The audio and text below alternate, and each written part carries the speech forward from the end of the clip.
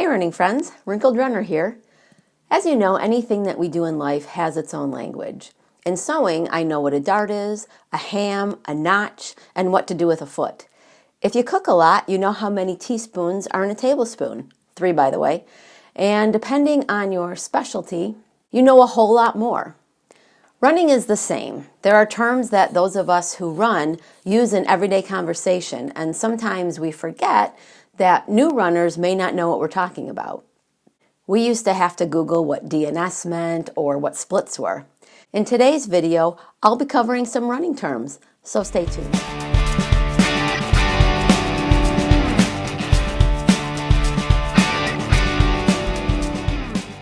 So I covered this same list over on a post at wrinkledrunner.com just a few weeks ago. So if you'd like to visualize and see the words, you can check that out over there, and I'll link up to the description box for you. One note about workout terminology, like fartlek, tempo, things like that. I did a separate video on those terms on this channel and also a blog post. So I'll also link up to those in the description. Okay, let's jump in.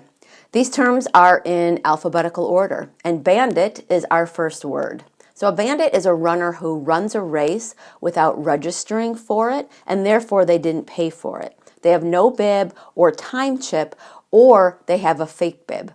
Sometimes runners will have registered and then they swap with somebody else who's faster than them. So then the chip associated with the faster runner has the name of the slower runner on it. Therefore, the slower runner looks like they run faster, and then they may qualify for races that they actually don't qualify for. And if somebody runs a race for somebody else, that person is called a bib mule, because they're wearing the bib that's associated with the other person. Sometimes people even will buy a bib from someone else and run the race. None of these is a good thing. Now just know this is not the norm. The running community is not full of cheaters, but there are some that do cheat the system. The next word is base.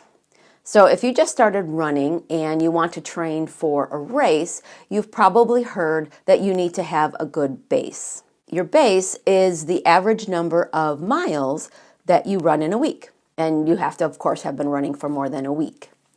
So if you run 10 miles a week, say, and you want to run a marathon, you would want to add 10% more mileage per week to get up so that you're running more miles than 10 before you want to start training for a marathon. And that would be your base. So the next word probably, or it's actually letters, everybody probably knows, but it's BQ, and it stands for Boston Qualifier. For a lot of marathons, including Boston, which is kind of the ultimate marathon for a lot of people, you're not able to just sign up. You have to run a different marathon that counts as a qualifier for the marathon you want to run.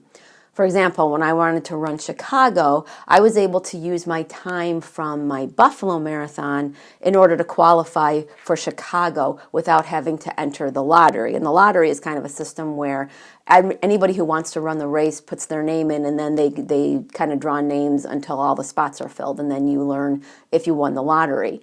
But if you time qualify, you can bypass that system and you'll just be able to sign up. Now for Boston, though, even if you time qualify, you might not be able to run it because there's just so many people who want to run it. So once all the spots are gone, and that goes by time as well. But a BQ is a Boston qualifier, and a lot of runners, when they run a marathon, they want to BQ even if they have no intention of actually running Boston.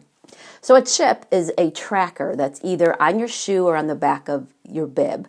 I haven't seen the ones that you wear on your shoe in a few years, actually. The chip tracks you, and that way it tells you how long it took you to run the race. So when a race is chip timed, that means no matter how long it takes you to get to the starting line, your time will not start until you cross that start line, and it doesn't end until you cross the finish line. So it's accurate for you personally.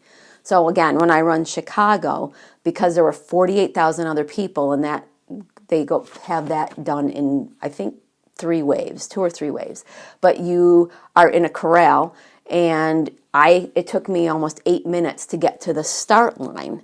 So if it had timed me from when the gun went off for the start, I would have been 8 minutes slower for my personal time, and I mean, who wants that? So a chip time is what most runners want to see that the race is timed by. So clock time or gun time is the other way they might time a race. Most races actually don't do that, but I have seen it done before.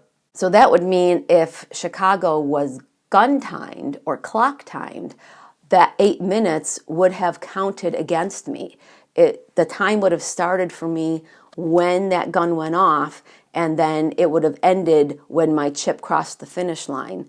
So clock time or gun time is generally considered like not fair because it can take you so long to actually get to the starting line. So the corral that I was just talking about, that's the area where you wait behind the starting line, and it can actually be quite far back.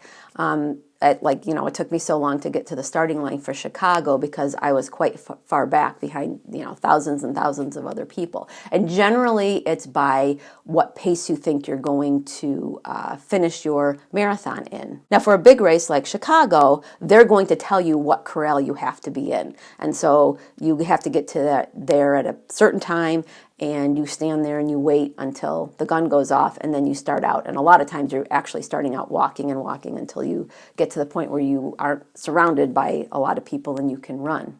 Some races, however, like the Buffalo one, you can stand wherever you want to. It's considered good form to look for those markers because usually they'll have the pace on the side that you're going to run, that you want to run. I would line up at about the 4-hour mark. And if you want a pacer, someone who's going to help you to get to the goal that you want, then usually that pacer is going to be in that area of the corral that has the time that you want to finish in. And they usually have a pole, and it has the 4 hours or whatever.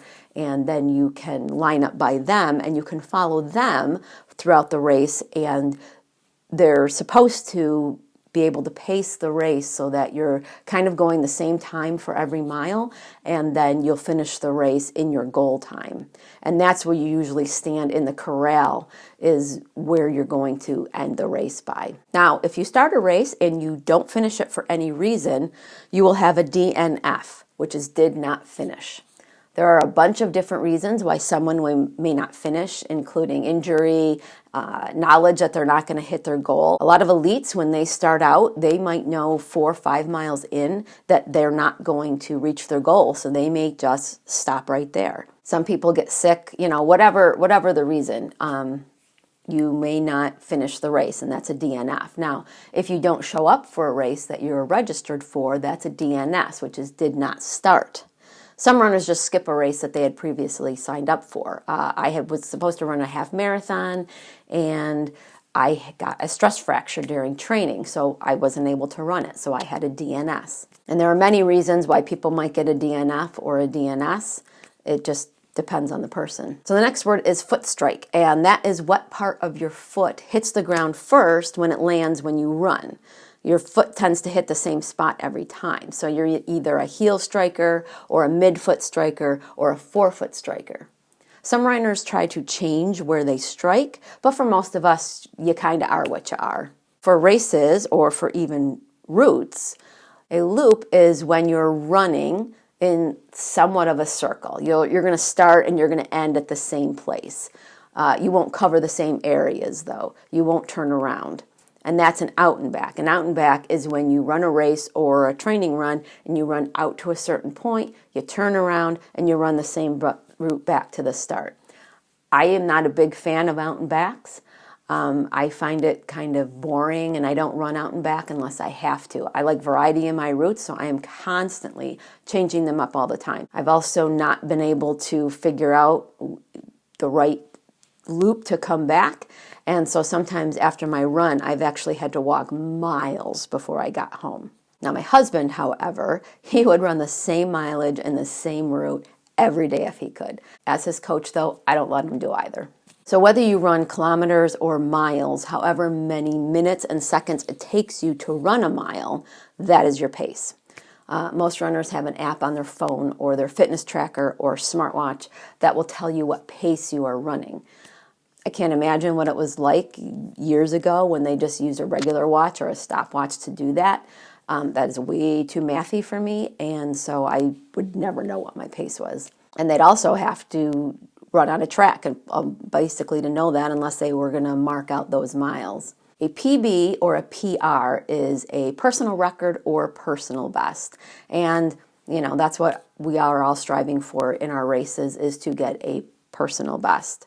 It's your individual fastest time for your races. I'm definitely finding that a little more elusive as I get older. So a recovery run is like it sounds. It's an easy run. It shakes out the legs, helps them to recover by getting blood moving around, and it can help with muscle soreness. So it's one of my favorite runs the day after a long run or a hard one. So a split is how long it takes you to run a certain distance when there's more than one of the same thing. For example, if you run 4 miles, each mile time is a split.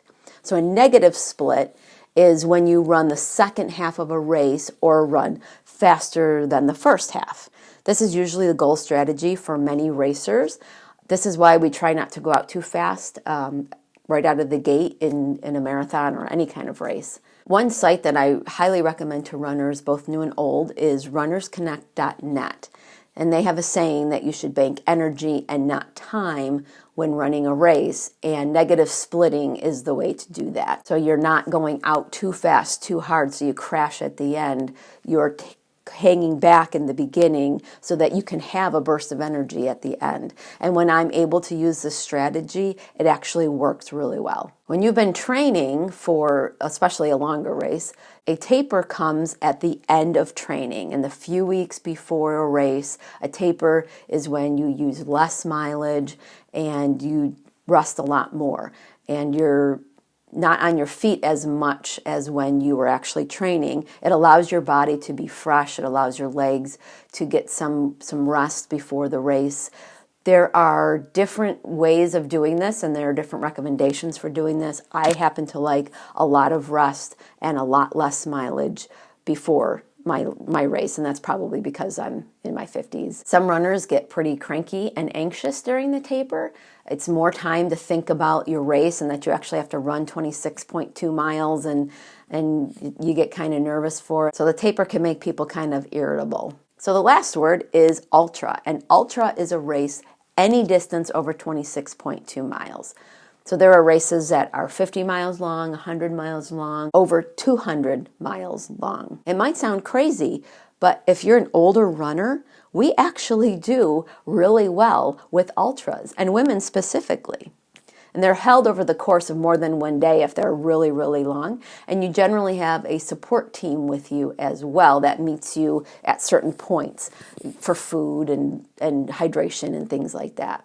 And there you have it, some definitions to go with the running lingo. Check out the posts and the videos that I have down in the description box, but hit subscribe before you head off to the Wrinkled Runner website. When you get there, sign up for the newsletter. I share what's been going on with my running and link to all the posts and videos from this channel and over at wrinkledrunner.com. If you have any running related questions, you can send me an email at sherry@wrinkledrunner.com. I try to help everyone who asks for it. Next week, I'll be talking about rest and recovery and the importance of it for the runner. Many of us start out wanting to go all out at every run, but as we learn more about the body and how it works, we come to realize rest is an integral part of our training. So until next Wednesday, thanks for watching, and I'll see you on the run.